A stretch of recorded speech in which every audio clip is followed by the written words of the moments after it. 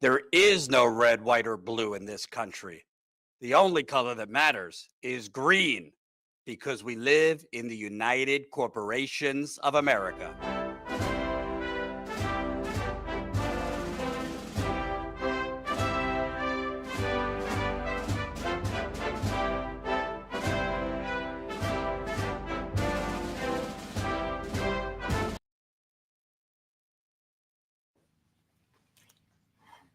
Hi, everybody. Welcome to Status Coup. Today, I will be hosting. Jordan's out today. I'm sure he's traveling, doing his dad thing today. He's got so much going on between work and the kiddo and the life. And so today, I will be hosting. And Leila Charles Leigh from Punch Up Pod will be joining us as our guest host today. Super excited about that. If you want to say hi real quick. Hi, thank you for having me. This is so much fun. We've never done something just the two of us. I love it. I know, right? Pat's missing out. I know. He's putting our show together for tonight. We're tag teaming. Yes, he is. And you guys have some great topics you will be covering as well. So we'll go over that at the end of the show so that people can hop over there and check out what you guys have. You guys will be covering tonight. On our show today, we are going to be talking about some crazy things because everything is happening at lightning rod speed. It's almost impossible to keep up with, but that's kind of the point, isn't it, Leila? Yes, that is the strategy, it seems. Get it in, break it, bull in the china shop. And with that, there are a lot of things that are getting broken that will impact our families and communities. The House, I know a lot of people are focused on the administration, but the House just passed their first budget bill in for 2025, and there are massive cuts coming down the pike for things like Medicaid, while at the same time it's wrapped in tax cuts for billionaires and tax increases for the rest of us. Oh, I guess all this Doge work isn't really going to us. It's efficient. Mm-hmm. They're stealing all of our money, and it's almost an exact correlation. What they take from the working class, they are giving to themselves. That's exactly right. And we'll also be talking about Trump's first cabinet meeting, or should I say de facto Elon Musk's first cabinet meeting. It was, you guys will see some of the pictures. It was one of the strangest things I've ever seen. You know, they're all sitting around the big table, which can be common. But I mean, we saw it in Trump's last administration, everyone kind of praising him, going around and just giving praise for the current admin. But in this meeting, there was a lot of praises for Musk, which was odd. Not a whole lot of information, Leila, for us to go off of what's going on, but we'll be covering some of what happened in that. Whoopsies. A few firings that he didn't mean to have happen, right? Mistakes will happen. True, exactly. And then you're from California, so we will be talking about Gavin Newsom's new cringy podcast. Why does a governor need a podcast? Doesn't he have other things to do? Everyone's getting in on the action, the grift. He's going to talk to the people now. He's going to talk to the people. Go directly to the people, but not the people where the lithium ion plant exploded. He's not going to be talking to those people. No. So, but you know who did talk to those people? Tina Desiree Berg. So we will be covering and talking a little bit about her coverage there, juxtaposed to this feckless governor. So maybe Kamala will fix it all. Yeah, she's going to come in. She's going to get her prison labor to come fix it without masks on, with all of the lithium chemicals on the salad bowl of America. Yes, it's going to be great. Well, let's go ahead and hop into it. Let's take a look at this budget bill, which is absolutely insane, and go over some of the things that are in this bill. If you could pull up the news story on this for us. Thank you so much, Colin. Let's see here. Look at the House budget bill and what's delaying it. The plan calls for slashing up to 4.5 trillion and sets a goal of cutting federal spending by 2 trillion. So some of the things that is important to note here is what is in the budget blueprint. If you could scroll down to that portion for us, Colin, because I think that it's already passed, so the rest of this sort of isn't as it's not really being held up per se any longer. But the GOP-controlled House Budget Committee passed its expansive budget blueprint on February 13th. The current plan calls for slashing taxes by up to 4.5 trillion. Excuse me, hold on just a moment.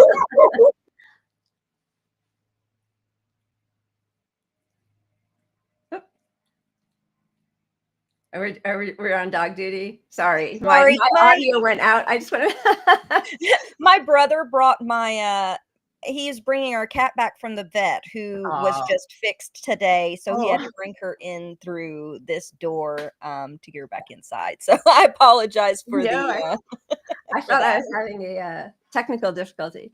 Yeah, we had kitty surgery today. So that's important business to take care of. Absolutely. So there was, I'm sorry. No. I hear you. Yes. You got to get those kitties taken care of. But there were cuts of 2 trillion to mandatory spending. And I want you guys to know that mandatory spending are things like Medicaid, Medicare, SNAP, Social Security.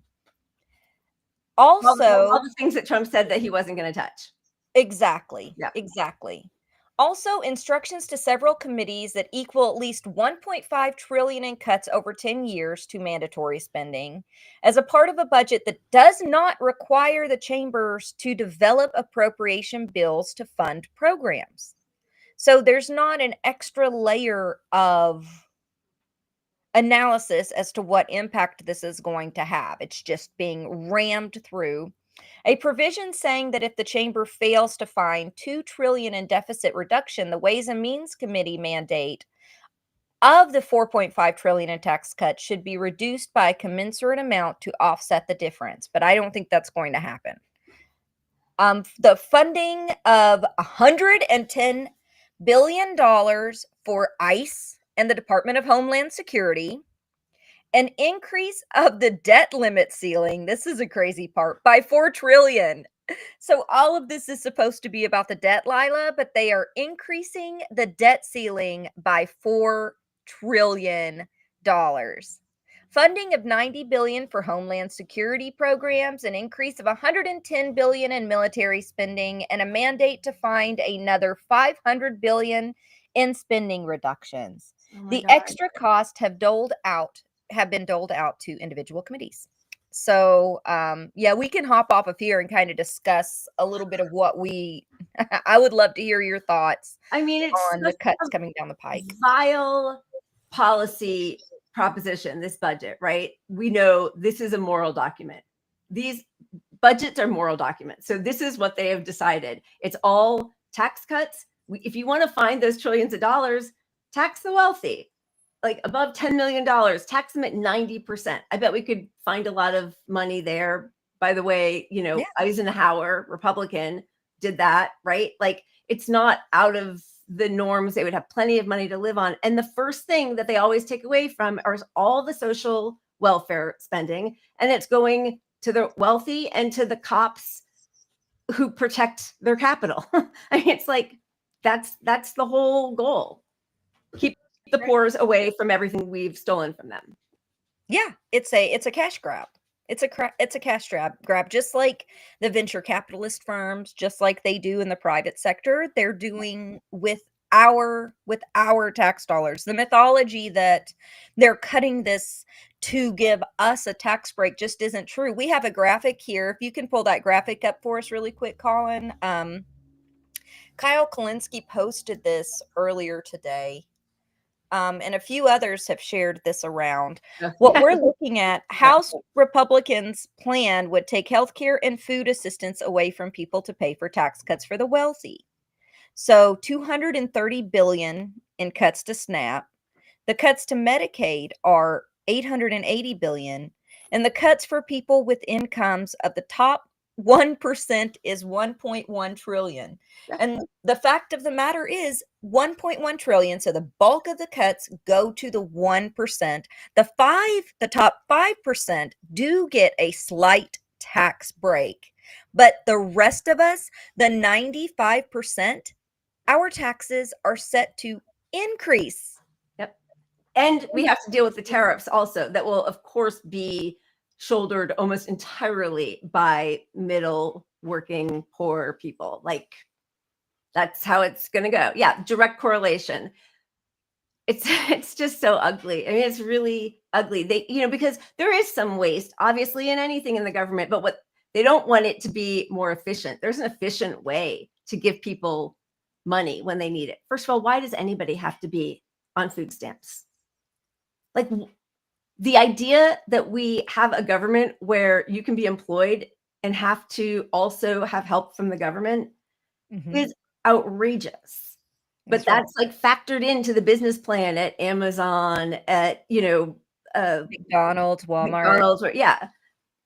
So it is all so repulsive. It's just a naked grab again for money. I mean, they've been naked for decades now. How much more naked could it be? But I mean, it's at least, before, not that this is a positive thing, but at least before they tried to hide it to a certain extent. Yeah. I mean, Reagan is the one who initially made it to where corporations had so many breaks they didn't have to pay in any longer. He repealed Glass-Steagall, Bill Clinton repealed it. Yeah. And then Clinton did all that. You have to prove your, all the means testing to get your, any help from the government. You have, all the different levels that you have to go to just to humiliate people. I mean, really, that's all it's for. Like, why can't poor people get warm food with their with SNAP benefits, right? Like, all of the different points of humiliation. That's right. And it's $871 billion for it's 1.1, or it's 871.1 is what it cost annually for the Medicaid budget. So they're essentially stripping a massive portion of the Medicaid budget. And even though they're saying they're doing this over the next 10 years, it is not clear how much annually is going to be cut. So they could do it all at once if they wanted to. And what this would do is completely gut Medicaid. So instead of going to the insurance companies, who are the middleman, cutting out the middleman, giving us direct single payer health insurance, which is what would say that's the fraud isn't from people needing a surgery and filing for that, or from people that don't need it being on Medicaid. That's nonsense. Rick Scott down in Florida. Yeah. Right? I mean, Medicaid fraud is always from the business people. It's not from the people who need healthcare. And what did Rick Scott do in Florida? He had a huge Medicare scam where I think he lied and said that he was because the whole thing is like, oh, we're going to send it all back to the states. The same with the education. Now we're going to send it back to the states, right? So then everybody's pointing fingers at each other, and, middle class people and poor people and working class people get nothing because they can just blame each other. So he, I think, filed for the benefits or the amount that was allotted to Florida and said that he was buying a certain number of, I don't know if it was wheelchairs or equipment for Medicaid patients, but it was all a lie, Do you remember Trump? This is something I don't see anyone ever talking about anymore, but do you remember when Trump, two things, spent a whole bunch of federal Medicaid money on one manufacturer of masks and one person that was making equipment, respirators and breathing equipment for hospitals. And then that money was just gone. Those producers didn't make those masks. Yep. They didn't. And what happened instead was that there was massive shortages at the hospital. People died from that. Oh my God, they were wearing garbage bags. Do you remember all of the frontline workers in hospitals? That was their protective gear.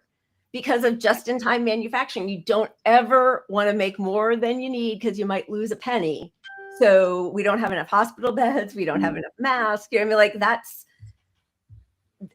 you cannot run a country like a business, even for all these people whose bankruptcies, you know, are legion, right? Or who are always getting bailed out from the government and they call themselves businessmen. But even if they ran their businesses not into the ground without the help of the government, you don't want that's not what a country is supposed to be. It's not a money-making No.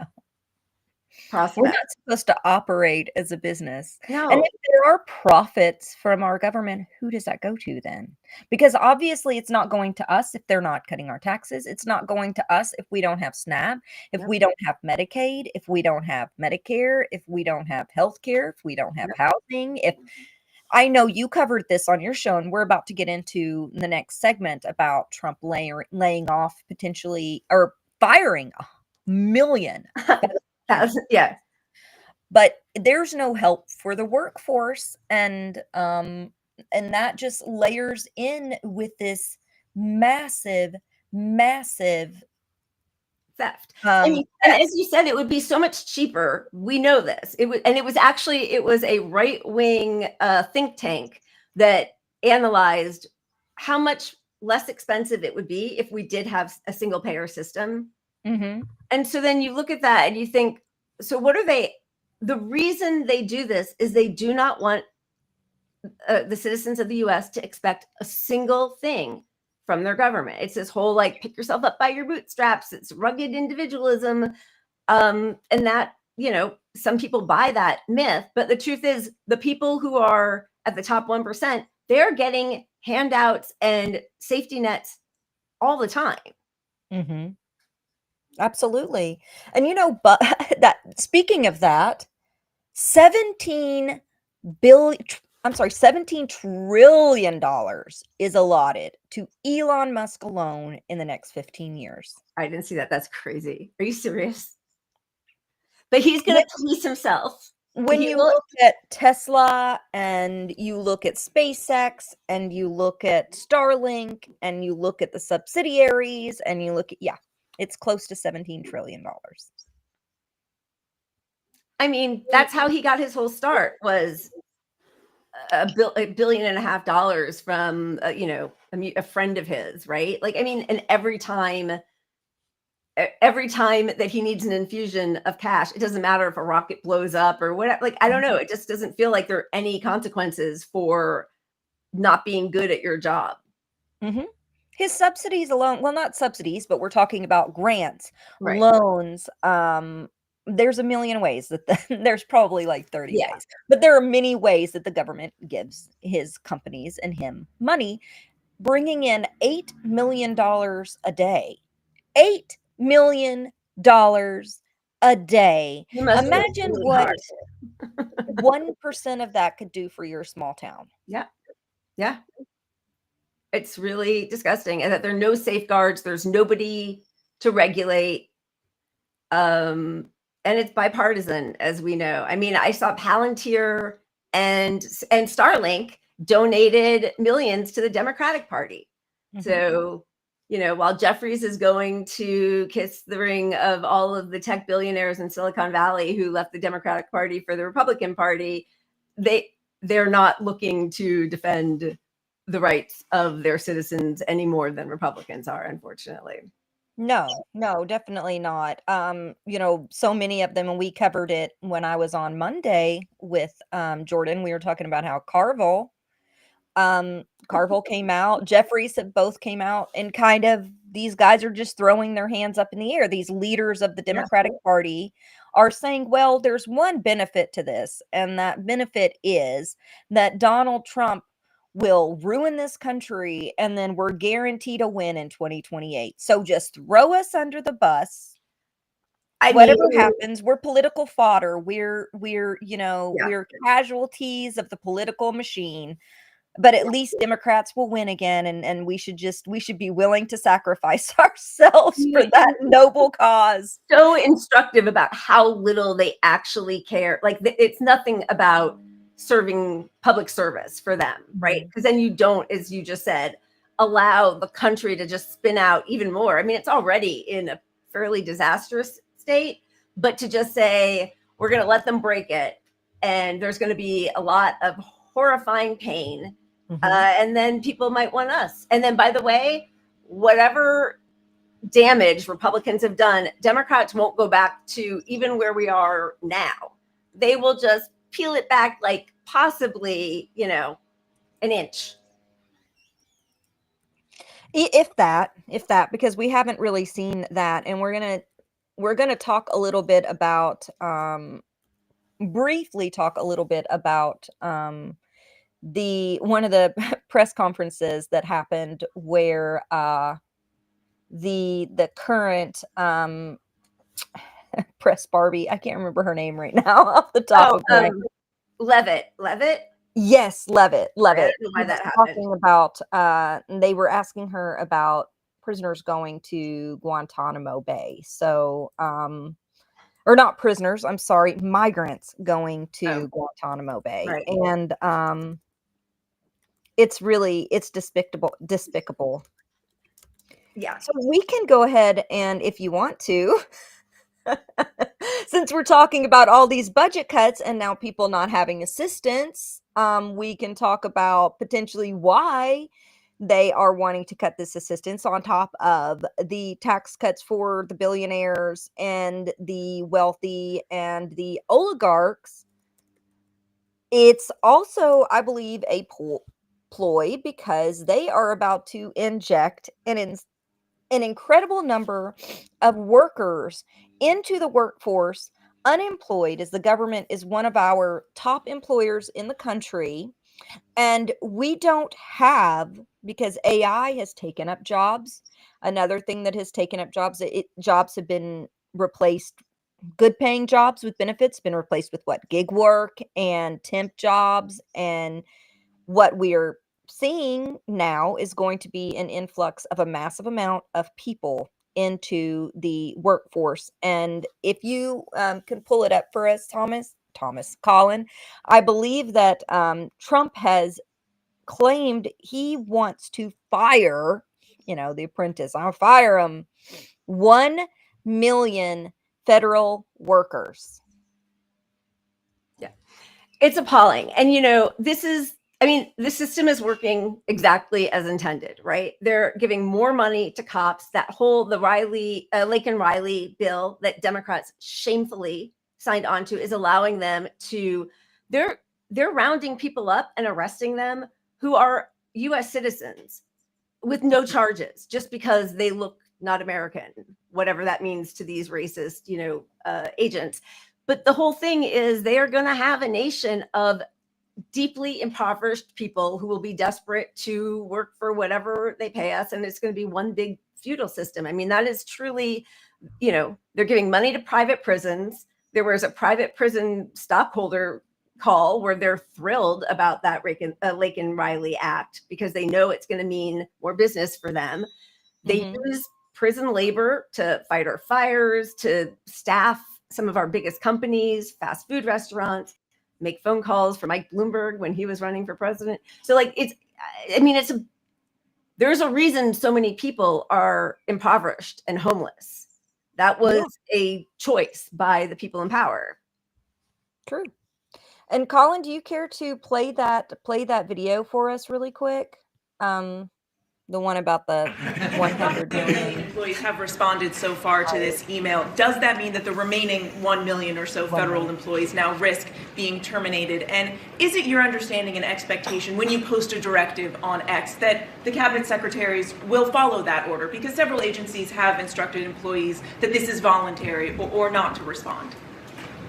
Yeah, well, so I guess it was like last week, the president encouraged me via Truth Social and also via phone call to be more aggressive.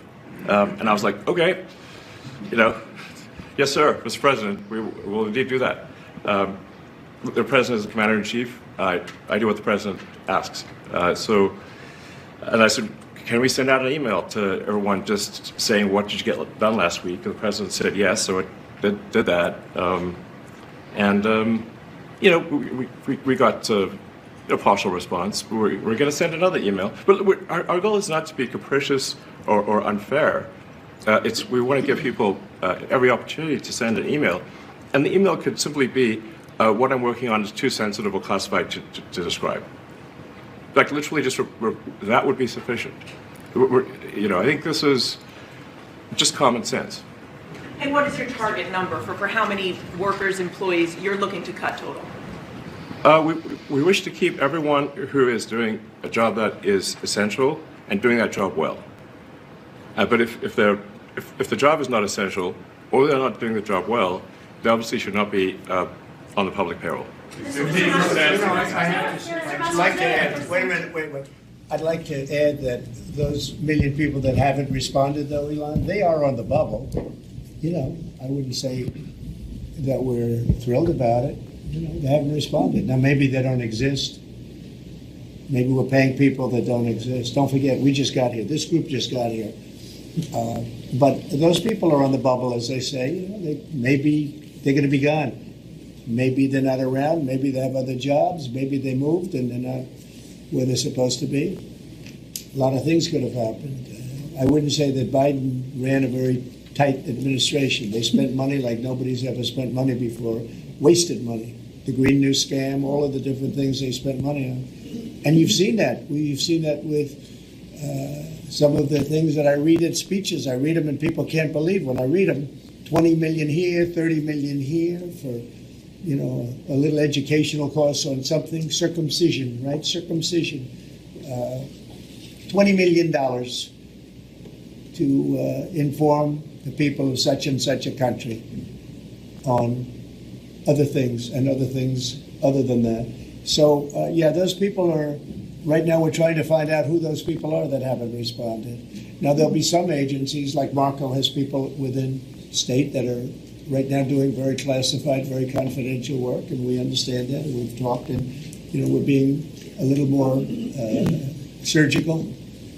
And Marco's doing a lot of things himself. And some of the secretaries, we're going to be going to them. We're going to be talking about it today. We're going to ask them to do their own Doge. In other words, they'll look in their group and I spoke with Leigh Zeldin, and he thinks he's going to be cutting 65% or so of the people from environmental. And we're going to speed up the process, too, at the same time. You had a lot of people that weren't doing their job. They were just obstructionists, and a lot of people that didn't exist, I guess, too. We found a lot of empty spots. The people weren't there. They didn't exist. Thanks, Colin. Oh my God, you can just say anything. He's like, it's unbelievable. Like, yeah, it is unbelievable. There are not millions of people who, and what are his qualifications anyway for judging if an employee at any of these different, None. Right? And also, is that efficient? Like, so now you're sending out millions of emails and you're getting, then people have to take time out, justify their jobs to Elon, as well as I would assume their boss normally. And then, so I said like an extra step. How is this efficient? It's not. And, they use the words common sense. There's nothing common sense about this. Yeah. This is pointless. This is a waste. Now, I see for messaging purposes, for propaganda, it sounds very simplified. We sent out a simple email. They just refused because they hate Trump. Yeah. And so because they hated him, they wouldn't write an email. Now we're going to fire him. Right. Because you don't want no government anyway. It's ridiculous. And this idea that each department is already going to cut people and do their own evaluations, like this is something new, their own Doge. This already happens. Right. We already had 4 different institutions that measure for different types of waste, fraud, abuse, oversight. We had oversight organizations. He wants to cut those. Why? Cut those and have like Musk and Big Balls handle it, and that's it. Every employee already either puts in a daily report or a weekly report to their supervisor as per required by the government. All of these are available to Doge if they wanted to look at those. Yeah. Those would be much more informative than whatever the hell this is. And, there's probably a lot of people that aren't even working. So we have to fire people. What email list are they sending from? Yeah. You know, like what file are they even using to send these? We don't even know if these are going exclusively to current federal workers. We Right. don't know. I wouldn't be surprised if Like it's all going the- to people other than current federal workers. Yeah, 200-year-old people who are still collecting Social Security. We can put that in that bin. Yeah, I mean, I think the other thing is, Trump, and he did this in his first regime also, is he really likes to keep people feeling insecure and pitted against each other in his own realm, and obviously, I mean, he hates the working class, loves firing people. Anybody who, he got super famous on TV. I mean, he was already famous, but for his, you're fired line, what a disgusting way to be known. And to I couldn't stand The Apprentice because of that. Like I did not like that show. No, it's horrible. Of course not. Yeah, it's a disgusting way to treat people and to revel in humiliating people and making them fear for their existence, right? But like that's where he likes to keep everybody. They are sadists. I mean, there's something deeply, I think, like pathologically wrong with him and Musk. They are like truly sadistic. Yeah. There was no factual information in there either. It was just speculation. Everything was speculation. Well, it's a simple email. They can even write back and say, everything is classified. Why? Then what is the exercise in them even doing that? Just to make you feel like you're a boss man? Like these people are the nightmare micromanagement bosses that we have all dealt with our whole lives. We know what this is like. Jordan, you're a good guy. I'm not talking about you. But I have dealt with, in office space, industry, in corporate, I have dealt with that kind of boss just wanting to swing it around and make you feel small for their own ego, and it has nothing to do with work or output.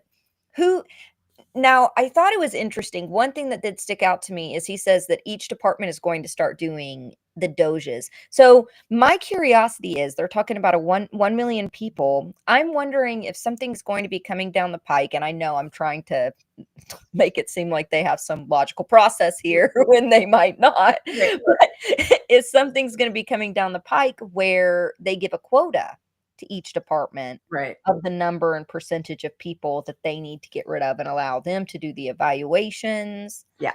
I mean, the whole thing, the thing that's so crazy is they could just steal their tax cut money from us without doing this kind of PR part, like, oh, we're trying to cut wastefulness and all that kind of stuff.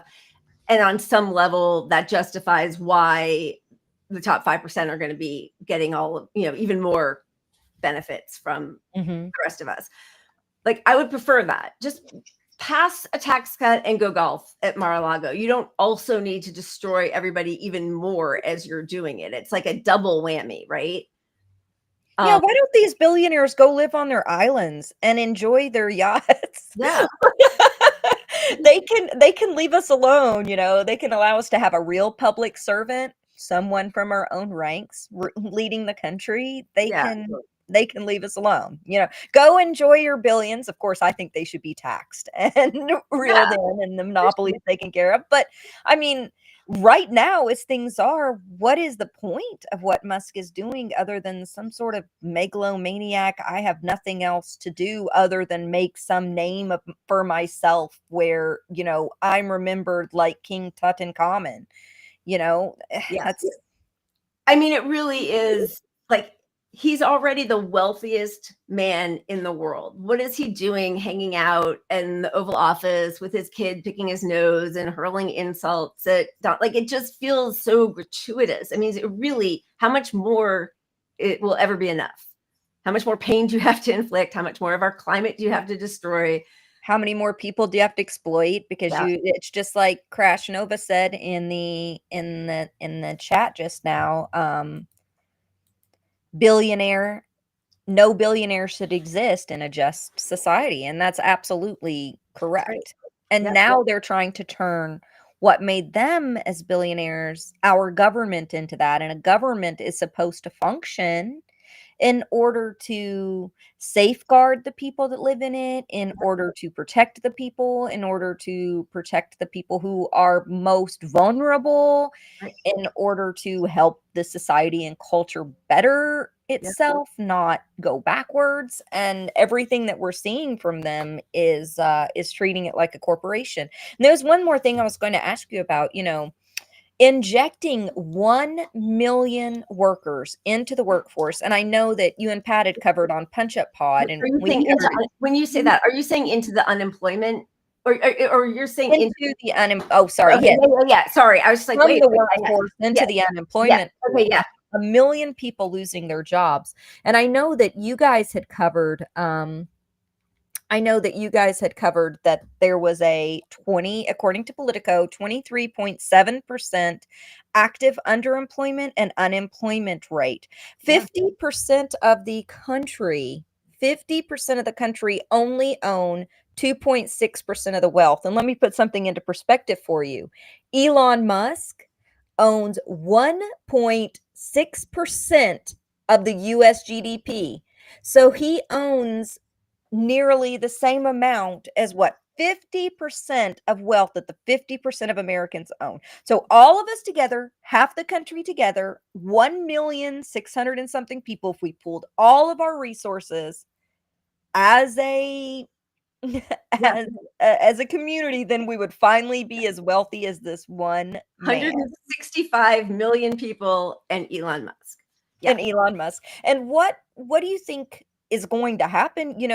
What are your thoughts on 1 million people going into this workforce where AI is replacing our jobs? Because it is at a very rapid rate. Think about it. They told us that, at the checkout at Walmart, when they switched to automatic cash out, that it was going to save us money on groceries and products. It didn't. It didn't change anything. Everything still kept going up. Nothing changed. Yeah. We're losing our workforce and everything from press to, to the manufacture lines to even the service industry. You go into Wendy's now and AI. And Yeah, and they said there'll still be service industry jobs. Those are even going away. Yeah, they're all going away. We're entirely replaceable. Mm-hmm. So how do you feel? What do you think could potentially happen when this 1 million people get flooded into our job market? I mean, I do think that there's 2 ways to go. One is there'll be some huge general strike, which takes a lot of organization. Looking at labor unions, which, even though they're popular, they are not heavily infused with a labor force at this point, right? Which is it's been a huge effort, mostly by Republicans, but with a lot of help from Democrats, to kill the union movement. So it's either a general strike to, gum up the works and shut down production and really make them feel it while we still have that opportunity before everything is automated. Or we become, a country of Luigi's. I mean, those are that's it. They know that those are the 2 avenues the working class can take, which is why they are spending so much money on cops and cop cities and surveillance. And, it's really interesting. And Nazis did this in Germany also. They, as horrific as their crimes were, they were often made legal before they ventured into that criminal behavior. And they're doing the same thing now, right? How many people who, if you speak against capitalism, if you want to protect water or land, you are a domestic violent extremist, right? So they criminalize protest. They, Governor Hochul, how do you say her name? Whatever. Hochul, yeah. Hochul. She just told City University of New York that they can't have their Palestinian studies class. Anybody who protests is a terrorist, is a Hamas sympathizer, is an anti-Semite, and all of those become grounds for being deported or being taken to jail. And so they are just going to crack down. They're going to make us all poor And then they're going to criminalize everything that comes along with that. Well, one of the things they're talking about, RFK Jr. has been talking about is bringing back asylums for treating depression and Go work for on a folks farm. like me with autism. Yeah, you can go and you can work on a farm. We have other members of the GOP saying that, we just talked about this the other day. They're going to roll back restrictions on child labor in several states are pushing to roll back restrictions on child labor so that It's just passed in two other states now too. 16-year-olds can work as many hours and the same, because it used to be, right, if you are under a certain age, or it is in some states, even though, if you want to actually root out corruption and regulate businesses, you end child labor, you enforce a 40-hour work week, you make it so that people are employees with benefits and that everything hasn't turned into the gig economy. But yeah, they're kids who are working farms, they're working heavy machinery jobs in factories, they are working till the wee hours of the night, and these are kids, like junior high and high school kids. Mm-hmm. We're rolling everything back. Right. We are going back to the Gilded Age. Yeah. Gilded Age. The Dark Ages. Exactly. So one other thing we were going to talk about, which will drive you absolutely up the wall, is that RFK Jr. minimizes the measles outbreak after a child dies. Colin, can we take a look at that? Take a look at that clip if you have that. Which clip was that? The RFK Jr. minimizes measles outbreak. There's a measles outbreak in Texas at the moment in which a child is reported to have died. Do you have concerns about that, and have you asked Secretary Kennedy to look into that? Well, why don't we, Bobby, do you want to speak on that? We are following the measles epidemic every day. I think there's 124 people who have contracted measles at this point, mainly in Gaines County, Texas. Mainly, we're told, in the Mennonite community. There are 2 people who have died, but we're watching it, and there are about 20 people hospitalized, mainly for quarantine. We're watching it. We put out a post on it yesterday, and we're going to continue to follow it. Incidentally, there have been 4 measles outbreaks this year in this country. Last year, there were 16. So it's not unusual. We have measles outbreaks every year.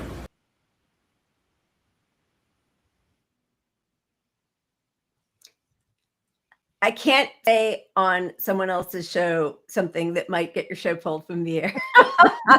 I mean, they're all liars, right? He lied and said, no, I do believe in childhood vaccines. I vaccinated my kids. I just want to make sure the safety of vaccines, and obviously we all want vaccines to be safe. And I do believe there should be oversight. And I do believe that the, financial incentive should be removed from big pharma and from our public health policies. So that all sounds really good. And then he gets confirmed, and right away when he goes on Fox and they ask him, or News Nation, whatever it was, he says, no, if I had to do it over again, I wouldn't vaccinate my kids. Mm-hmm. And to be clear, there has been a massive amount, and you're absolutely right. There has been an outbreak in West Texas for several months now. According to the Associated Press, a child who wasn't vaccinated died in a measles outbreak in rural West Texas. State officials said Wednesday, the first U.S. death from the highly contagious but preventable respiratory disease since 2015. The school, 10 years. The school, but it happens all the time, apparently. The school-aged child has been hospitalized and died Tuesday night amid the widespread outbreak, Texas's largest in 30 years. Since it began last month, a rash of 124 cases has erupted across 9 countries. The Department of state health services and Lubbock health officials confirmed the death to the hospital press. The Wait, child are wasn't they not- identified but was treated. You Huh? said it spread across 9 counties or countries? Nine, let's see. Counties. Oh, I may have misread that. Well, I'm just curious because all of a sudden I was like, wait, are they traveling? Okay, I okay, need to counties. pull a Leila and put my readers on. No, I know. I need my readers too. Okay, just because I was wondering like what's going on in other counties. Is It's this like counties. I misread that. Yeah, My yeah, okay, apologies. good. No, I mean it's horrific. I just wanted to make sure they're not all like on planes spreading it around. Oh yeah, yeah. No, I'm glad you corrected that. Thank you. That's horrifying. Sorry, go ahead. I'm so sorry. Oh no, thank you. I appreciate that. But yeah, so we're looking at the largest outbreak in 30 years, and we can hop out of here, Colin, if that's okay. We're looking at the largest outbreak in 30 years, and yet at the same time, RFK Jr. wants to minimize what happened as if this is just, something that happens every year. It's not something to worry about. This is commonplace. There was one other thing that I wanted to share. Colin, did you happen to get that clip of Musk talking about the Ebola outbreak or the Ebola cutting the team that is by accident. Mistakes happen. I should or- say, accident. also, we Nothing will like make that. mistakes. We won't be perfect, but when we make a mistake, we'll fix it very quickly. So, for example, with USAID, one of the things we accidentally canceled very briefly was Ebola, Ebola prevention. I think we all want Ebola prevention. So we restored the Ebola prevention immediately, and there was no interruption. But we do need to move quickly if we're to achieve a $1 trillion deficit reduction in financial year 2026. It requires saving $4 billion per day, every day, from now through the end of September. But we can do it, and we will do it. Can I say something? I don't give a damn about your deficit. Yeah. I mean, if Steve Grumbine was on here, he No, would I go of off course, on the yeah. but I don't give a damn about your deficit. Yeah. That does not impact me or my life in Or any anybody. real meaningful way. It really doesn't impact us. It is not what drives inflation. It is not what is driving the prices. No, of course It not. is. It isn't even driving taxes because all the taxes that they're cutting based on the cuts that they're making, they're directly giving it out to people. And Elon Musk says here we have to cut the deficit, even though the GEP just raised the debt ceiling Yeah. by $4 trillion. So what the hell is going on here? I do not care about your deficit when you're talking about we're going to make mistakes here. We're accidentally going to cut programs that prevent Ebola. We're going to cut programs that are going to get people killed. Yeah. And nobody is safer. Nobody is safer on any level. And it is violence, and I do think, unfortunately, the Trust Science Administration, the previous regime, really did heroic work in killing public health for the other half of the country, and ruining the idea of what vaccines are and what public health and collective public health really means. You can't do public health on an individual basis, Mhm. And I think the thing with the childhood vaccines and getting rid of so many vaccines that have prevented hundreds of thousands of deaths is it's just another level of criminality and actually just acclimating us all to mass death. The Whether it's normalcy the of us. climate or COVID or genocide or poverty, homelessness, like nobody should get used to any of it. In a real functioning society, you don't have poor people who are on the streets dying of preventable diseases. I mean, it feels like, did I just freeze? That happens. Just for a second. Sorry. It's okay. I Second. think we heard everything that you were saying, though. about because your audio didn't cut out, just your camera. Okay. It was a great post too. I love that freeze. Just as a quick explainer, this is a new stream situation for me, so my lighting is even more crazy than it normally is. I'm very pale, but it's like it's a little glaring. Sorry, I apologize. Oh, you look great.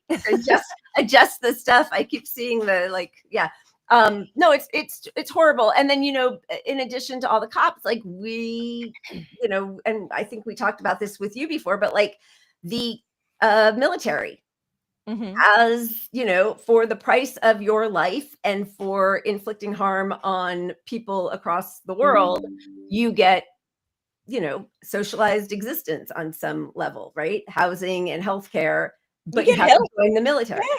Some basic help. Yep. Exactly. Yeah. Without the draft having to be the only way, or without the military and poverty basically being the draft into the military, because it's your only option that you have.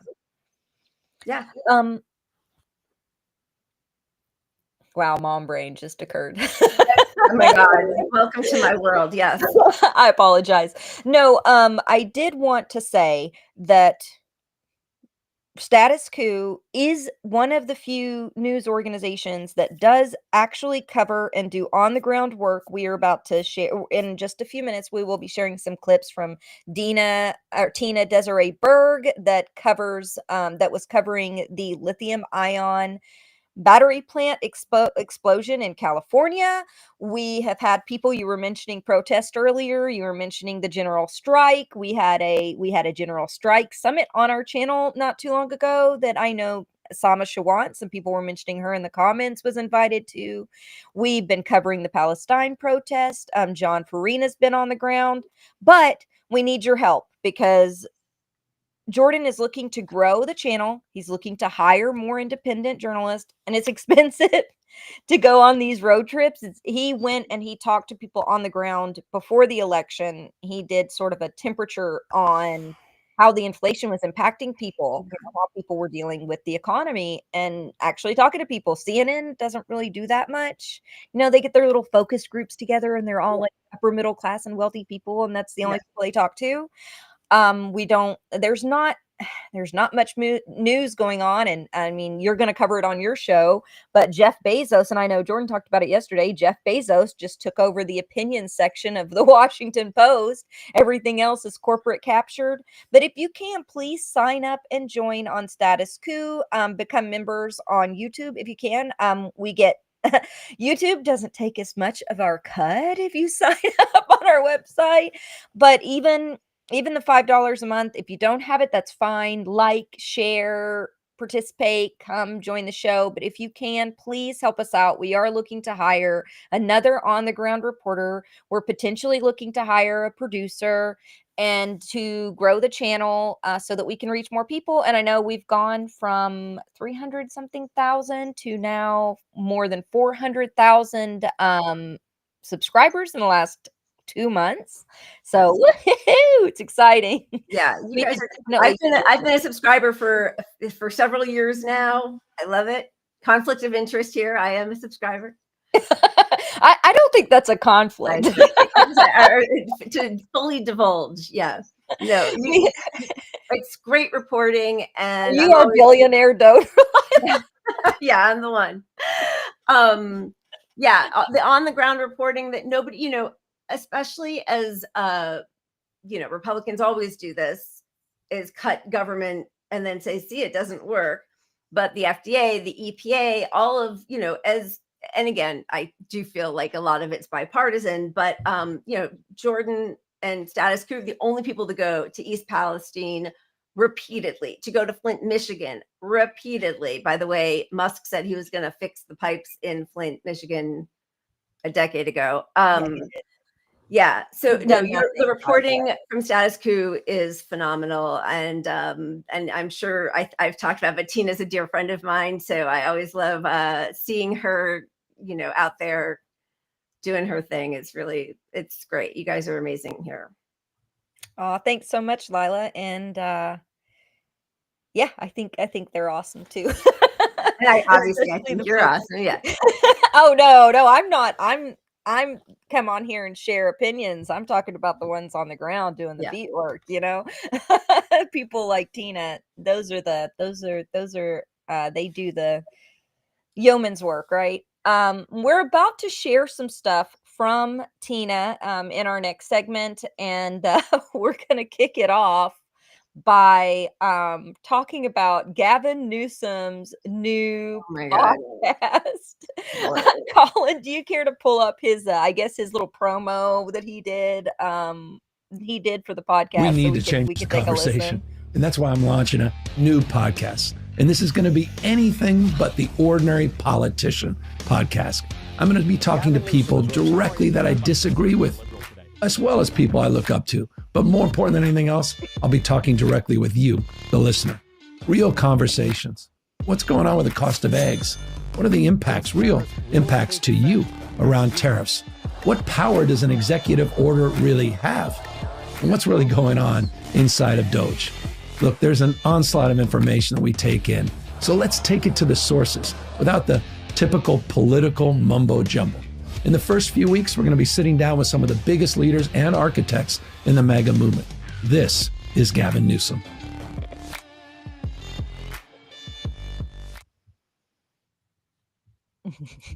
I'll let you go first since he's your governor. I mean, he's so gross. You know, I'm sure everybody has already seen it, but you know, he used to date Kimberly Guilfoyle, who was with Don Jr. And there's that spread of them because he was always, you know, with the political high spy, hoi polloi or whatever in San Francisco, like it looks like a Trump picture. They're in a gold gilded palatial room on a bear rug or something on the floor. I mean, that's who he is. He is every bit as smarmy and slick as, you know, Donald Trump and his sons.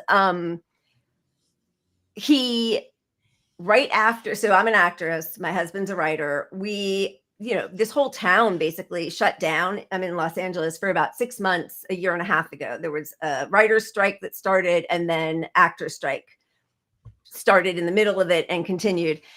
And in the midst of that, there were 3 bills passed through California state legislature that he vetoed, and they were all worker protection bills. He vetoed that. That's the progressive, you know, California governor. He let our electric companies get off with the smallest of fines for being their lack of upgrading their infrastructure and their equipment is what's helped set off many of our wildfires, including this latest one, the one that affected the Altadena, the Eaton area wildfires, was caused by a spark from an electric line, things that should have been dealt with. And he, you know, he is in the pocket of big business, of tech, of the studios. So he's not on the side of the worker. He is 100% all in with the billionaire class. You know, he ran saying he wanted universal health care. We have a supermajority in California of Democrats. And as soon as he won and that happened, we took it off the table. There's always a reason that it can't happen. He is a big fraud, but he, like Pete Buttigieg, loves talking to Republicans and owning them. You know, it's like, it's that level of politics. It's all just like a sports game, but it has nothing to do with capitulating to them. Say it again. Or capitulating to them. Yeah. I mean, for this guy to go out there and help clean up, throw away the belongings of homeless people on the street and have himself be filmed doing it. That was his big, like, roll up your sleeves and put some effort in. That's, you know, that he uses that as a positive advertisement for himself, in his mind, positive. No, he's a repellent person. He's awful. Imagine being so swarmy that, you know, your big selling point is I threw away homeless people's stuff. You know, the video reminded me of American Psycho, Patrick Bateman. Yes. You know, Totally, that's yeah. the energy it was giving. Yeah. And just that it was so extra. And it wasn't relatable whatsoever. And one of the things that stuck out to me is when he was talking about people I disagree with, my thought is he's going to bring fascists on here from Silicon Valley. Yep. Some of these, techno monarchs, techno theocrats, people like an Allman or people like Peter Thiel, probably. Right. How much do you want to bet he doesn't bring anyone on that's to the left of him? Oh, I was thinking those are the people he's going to disagree with. He'll bring on the left and be like, this is why you're wrong. The left wing is the same as the fascists. Yeah. And by the way, he goes to French Laundry with all those people. Like, those are his friends. So they might have like a woke disagreement, right? But they don't disagree on economics. No, it's the same. It's that neoliberal cast is all the same, and they're only a hair fraction away, if at all, away from what we're seeing with the fashion. I mean, we saw the fallout of people that were, neoliberal pundits that were yelling at people who didn't want to vote for Kamala Harris because their family members were bombed by the administration she was working under. Yep. I mean, we've seen that, and we've seen some of them bask in the fact that she lost and that they are now that, Trump is now. Yeah. I hope you get deported. I hope Hamas rapes you. Like, it's a sickness. Well, let's take a look at Jordan's tweet about this here. If you could pull that up really fast, Colin, we'll get Jordan's opinion here. As LA continues to reel post-wildfires in Northern California, residents are sick and being ignored by national media after 2 lithium battery plant fires in 1 month. Gavin Newsom has time to start a podcast as a prelude to his 2028 presidential run. Now, that's something I didn't even consider, was that, it's gearing up for a 2028 presidential run. But that's a really good point from Jordan because, he's probably right. He's putting himself out there, to promote himself for that. Absolutely. I mean, he did it through the presidential primaries also, kind of casting himself when Biden was still the nominee, casting himself as the sort of de facto surrogate and, sort of holding his own debates between himself and DeSantis. And, it was like, it's interesting because now they're floating Kamala as running for governor. So they're right. So they're already replacing, they're already getting their replacement ready. Yeah. I think as soon as people get a whiff of him on a national scale, they will find him just as repugnant as we all do here in California. But, the problem is like when you've Pied Pipered Trump and MAGA into power, you've got a great foil because you can always just be like slightly less evil. And that might be preferable to enough people if those are your only 2 choices, Right. If they set up, someone like a JD Vance to run, but I don't even think it's going to be someone like that. I think it'll be someone from the tech sector if the Republicans pick one, or it'll be Trump running a 3rd term at like 90. I don't know. God. Yeah, like when monarchy. Trump was asked, "Oh, do you see JD Vance as your successor in the Republican Party, as the next leader of the Republican Party?" He's like, "No, I don't." Who says that about your own VP? Like, no, not at all. That's not the way. He's not going to have my blessings. Yeah, exactly. And they're all playing these games while, of course, the forest fires ravaged around you, and on top of that, the lithium ion plant. The fire on January 16th, nearly 100,000 lithium batteries burned.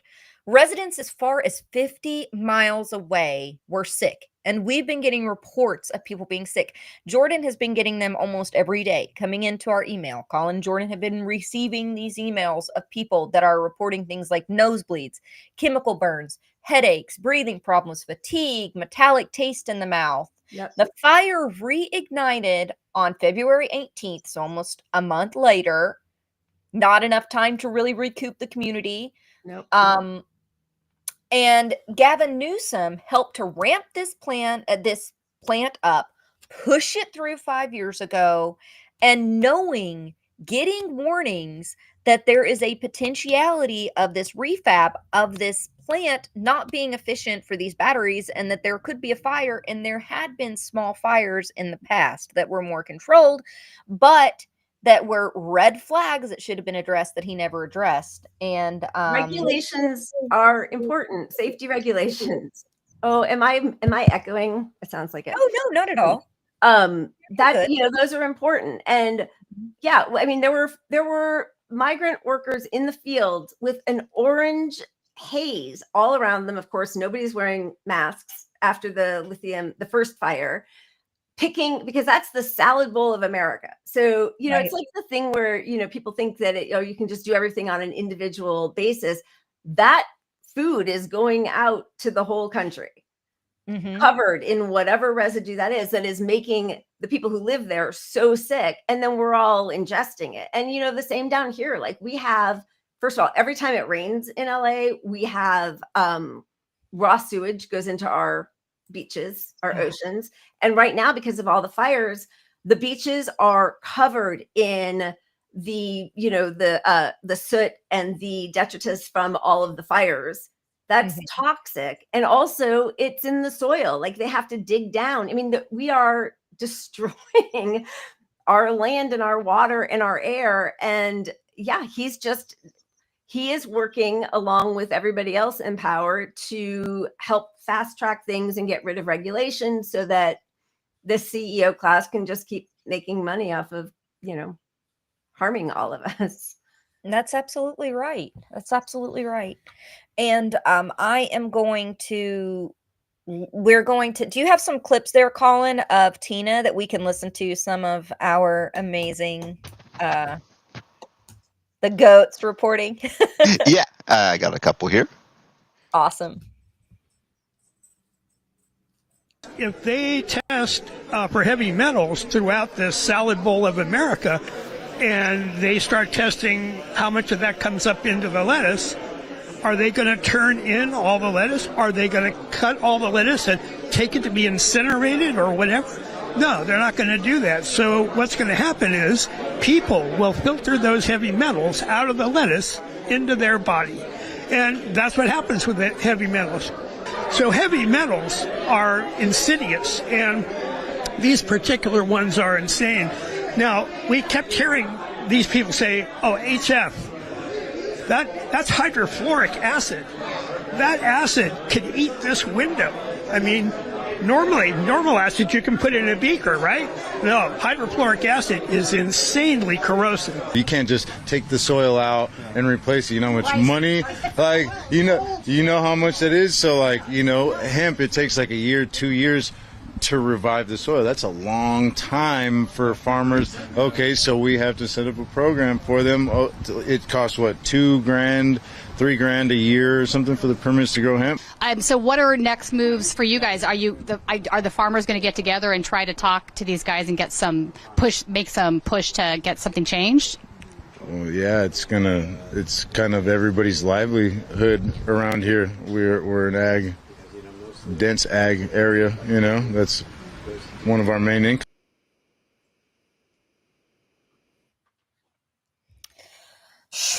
So we're looking at feeding our children, feeding ourselves, what is supposed to be the healthy alternative, and now they're talking about cutting other foods out of the food stamp program, out of SNAP benefits, right, on top of all of this. Yeah. And yet the salad bowl of America, just like you had mentioned before, our food is potentially poisoned in a large portion of that. And the EPA is being cut. And Gavin Newsom is busy doing a freaking podcast like he's some sports announcer, for the NFL. Yeah. I mean, not exactly a civil servant, right? No, a self-promoter is more like that's what he's doing. He's not doing his damn job. He should be on the ground in Western California. He should be there. He should be demanding that the EPA show up. He should be pressuring the administration to call for a crisis, and he's not doing any of that. There's no emergency that's been drafted for this region at all. It's East Palestine all over again. Yeah. And he's allowing the corporations, because these people, even, a lot of local farmers are going to be impacted, but the big corporations are going to push to keep planting, to keep, and we almost have to. So there has to be an alternative, because we have to feed the freaking country. Let's take a listen. On top of that, a lot of people are getting sick. So I think do we have a clip of that as well, Colin? I wasn't sure which ones you pulled. In a country with the next no morning on the universal 17th, I went That's right. outside and I saw the duck pool, and it had an oily haze. And of course, I got concerned of my ducks swimming and drinking it. So I'm out there trying to turn over the pool, and it's splashing on me, my hands. So, Joan, can we get a close-up of her hands? So for folks, I'm looking at this now. You could see not only is it red and irritated, but there's small blisters on her palms. Like, you could see where it was like burnt. Hi, Charlie. Charlie's coming to protect you, because that's what dogs do. I mean, clearly there was a burn going on here, and your feet. So the water splashed over you is toxic. I did see some of the water. It looks like almost how you have, like, when you have oil slick on top and there's like a rainbow. There you go. Yes. And the white extracts powdery light. Yeah. So that's how the water looks. So there's clearly some toxins that are floating in the water. So when Vistra came on and said, no, we're testing and everything's fine, and I'm going, no. So when did people get evacuated? So you still hadn't, when was the first time you got an alert that something was a problem? Oh, no, we never got an alert. You never got an alert? Never. Okay. So they got evacuated around 6 o'clock, according to the community meetings that have been on Facebook and people showing up to, a 1 mile radius of Vistra. So only a 1 mile radius of the plant, even though the toxic fumes were clearly all over Nobody else was notified. And so, after a couple days of the smoke constantly coming at you, okay, now I had a 6-month-old chicken die. I have kittens that are sneezing. Now, they're very healthy animals.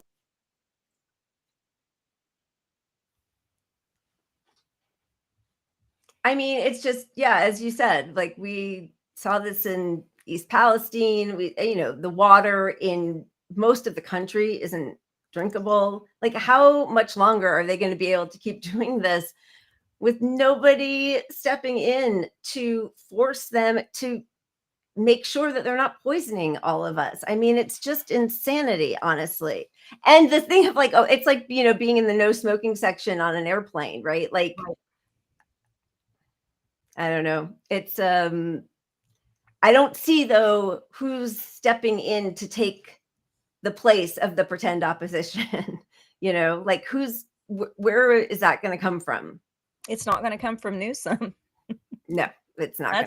He's part of the problem. Yeah, 100%.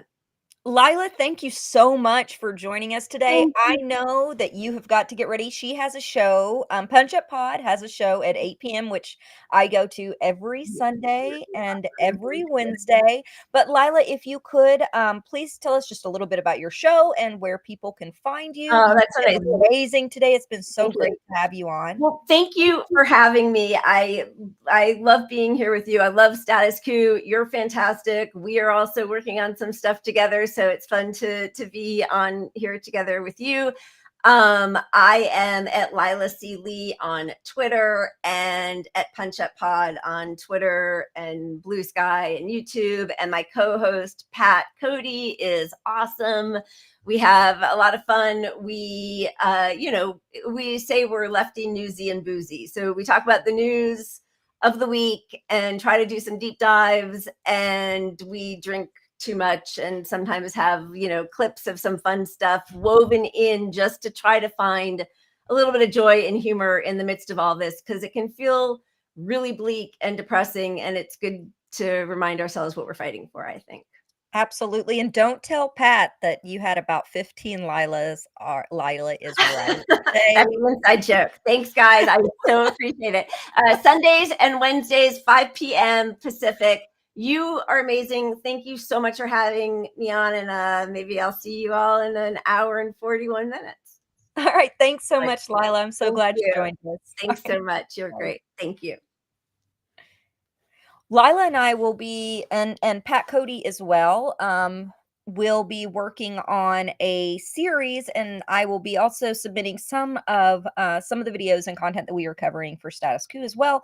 But we are working on a series about the tech industry, Musk, and where all of this crazy gutting of the government, firing of government employees, where some of this stuff has originated. There's a guy named Curtis Yarvin, and he has worked with Peter Thiel, and they have a plan for a techno monarchy. So if you think Project 2025 was bad, it's very similar. They're working with the Heritage Foundation as well.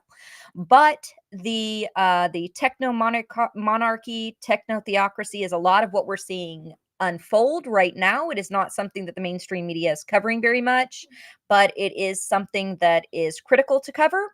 So we are going to be covering a series of what kind of policies they're pushing, from the AI that was used by Israel from Planeteer to target Gazans and to target infrastructure to blow up, to cop cities, to, as I'd mentioned, the firing of government employees. Please just keep an eye out for that one. And it was really amazing having Leila on.